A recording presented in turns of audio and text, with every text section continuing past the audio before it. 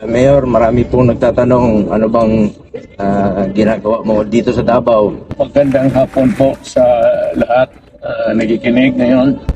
Ang trabaho ko po ay retired. Matagal ako nang wala sa Davao. For the 6 years that I was absent almost physically.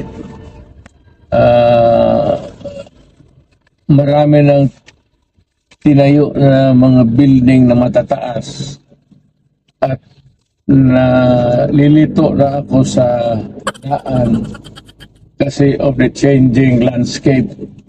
So, practice ako ulit at binibilang ko yung mga building dito sa Davao. Yun ang trabaho ko.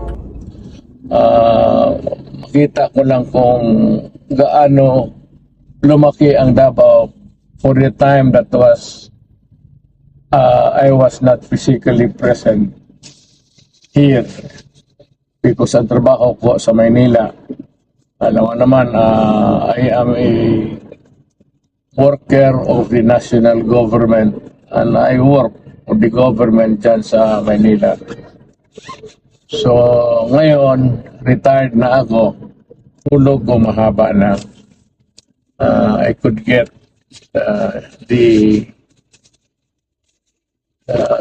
minimum of 8 hours to stay healthy.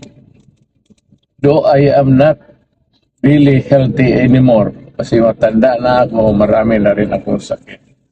Kagaya rin sa mga tao na kaedad ko, 77 years old, sa ayamot sa hindi, may sakit ka na talaga. Mayor, marami nagtatanong, nagmamaneho ka pa raw ba? Oh, kasi it keeps you alert. Buhay na buhay ako pagka umihirit sa motor.